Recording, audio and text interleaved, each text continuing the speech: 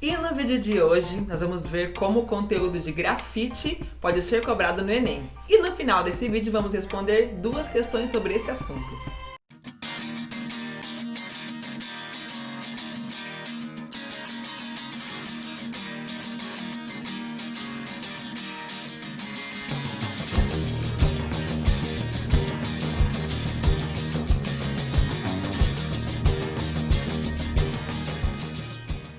E se por um acaso você ainda não for inscrito no canal, aproveita agora e se inscreva. E acione também o sininho para não perder nenhuma notificação de vídeos novos. Lembrando que temos uma playlist completa falando sobre o grafite, sobre a origem, sobre as características, inclusive grafite no Brasil, sobre alguns dos principais grafiteiros. Vai lá para se aprofundar um pouco mais nesse assunto.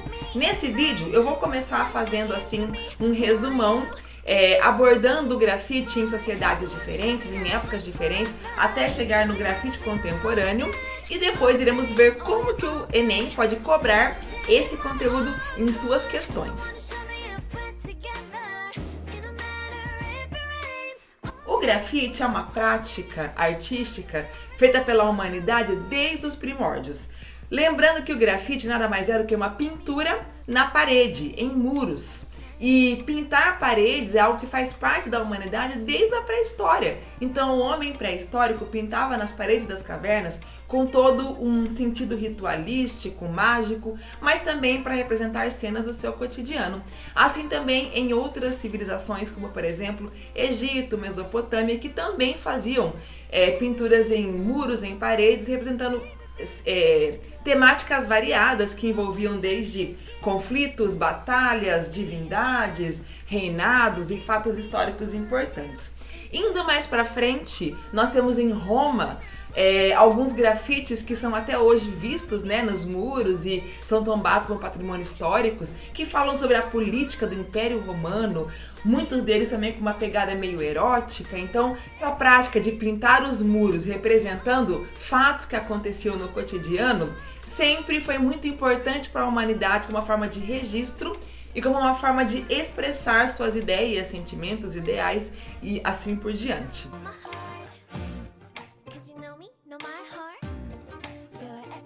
Durante a Idade Média, nós temos os afrescos e os mosaicos que eram feitos nas paredes, que representavam histórias bíblicas, personagens cristãos e assim por diante. Tinha todo um caráter didático, de ensinamento. E no Renascimento nós temos belíssimos afrescos, belíssimas pinturas em paredes, como por exemplo, a Última Ceia, que muita gente pensa que fica numa tela, num museu, mas não. A Última Ceia é um afresco que fica no refeitório de um convento lá na Itália. Assim como a Capela Sistina, aquela maravilhosidade na qual Michelangelo representou toda a história cristã, desde a criação do mundo até o juízo final, nas paredes repletas de simbologias e de algumas mensagens subliminares, mas que fala claramente sobre o ideal do Renascimento, abordando a temática cristã. Então, o grafite passou por diversas modificações até chegar nessa versão moderna e contemporânea do grafite que nós conhecemos hoje em dia. Esse tema do grafite abre várias discussões que envolvem coisas muito importantes no meio, no ambiente artístico.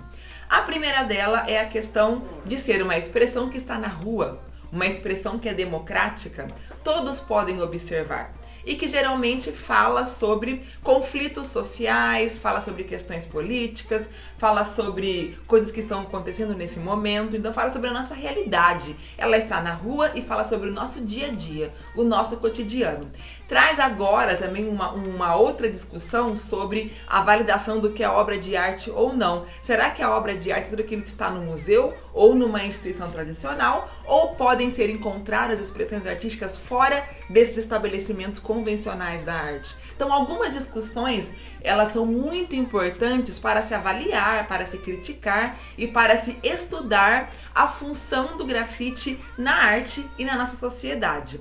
Então, hoje em dia já está posto posto que o grafite, assim como outras expressões artísticas que também acontecem na rua, como outros tipos de intervenções urbanas, até mesmo algumas performances, outras expressões que acontecem na rua, são consideradas obras de arte. Apesar da sua efemeridade, apesar de que elas são transitórias, mas sim elas fazem parte do universo artístico e são obras extremamente populares que trazem mais para próximo da vida do cotidiano, do dia a dia, a linguagem artística.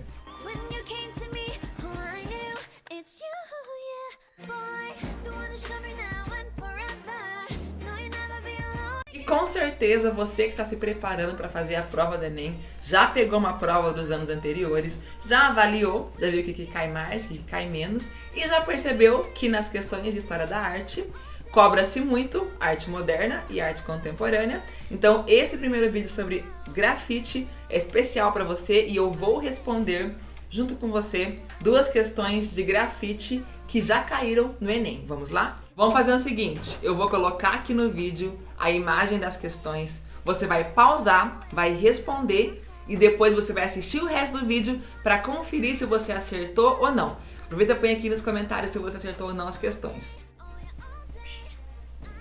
Essa questão de 2011, uma forma muito comum de se cobrar o conteúdo de grafite comparando com a arte rupestre, com a pré-história. E tem um texto que fala o seguinte: o grafite contemporâneo, considerado em alguns momentos como uma arte marginal, tem sido comparado às pinturas murais de várias épocas e às escritas pré-históricas. Observando as imagens apresentadas, é possível reconhecer elementos comuns entre os tipos de pinturas murais, tais como: alternativa A diz o seguinte: a preferência por tintas naturais em razão de seu efeito estético. Essa alternativa está errada, porque no grafite utiliza-se muito tinta sintética, como a tinta spray à base de água ou até mesmo a tinta latex. Alternativa B: a inovação na técnica de pintura, rompendo com modelos estabelecidos. No caso do grafite, essa alternativa não está totalmente errada, mas não se aplica à arte rupestre, já que antes dela não haviam outros padrões estabelecidos para a pintura. Alternativa C: o registro do pensamento e das crenças das sociedades em várias épocas. Essa alternativa é a correta. Assim como a pré-história, o grafite em todas as civilizações até os dias de hoje representou o comportamento, o dia a dia, o cotidiano, os ideais e as ideologias do contexto histórico no qual ele estava inserido. Então ele representa um registro de pensamentos e de crenças das sociedades em várias épocas diferentes. Vamos ver por que as demais não estão corretas. A D fala o seguinte: a repetição dos temas e a restrição de uso pelas classes dominantes. Muito pelo contrário. Durante a pré-história, aqueles que faziam a pintura eram pessoas que não tinham uma diferenciação profissional como nós temos hoje em dia, já que naquela época isso também não existia. E o grafite, ele é feito principalmente por pessoas que são consideradas à margem da sociedade, por isso que ela é vista como uma arte marginal e não pela elite dominante. Então não é uma arte elitizada, mas sim uma arte popular. Alternativa E: uso exclusivo da arte para atender aos interesses da elite. Totalmente o contrário.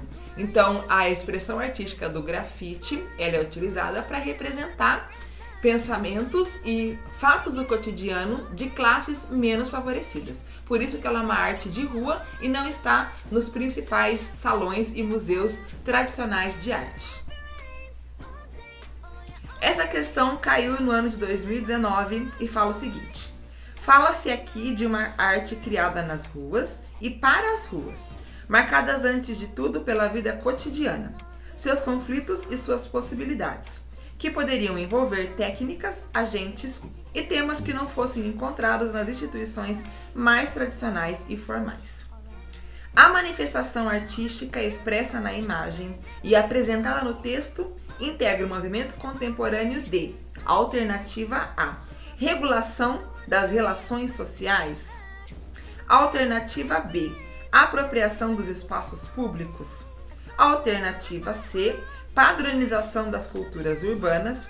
Alternativa D, valorização dos formalismos estéticos. E alternativa E, revitalização dos patrimônios históricos. A alternativa correta é a B, pois se trata da apropriação de espaços públicos para expressar de forma plástica, às vezes com palavras, outras vezes com desenhos e pinturas, assuntos relacionados ao cotidiano. Não se trata, como diz na alternativa A, da regulação de relações sociais, porque expressa muito mais sentimentos e pensamentos, às vezes não se importando se todos concordam com aquela ideia ou não. A alternativa C, não tende a padronizar de forma alguma todas as atividades ou expressões artísticas que acontecem na cidade. Ela valida e respeita outros tipos de expressões.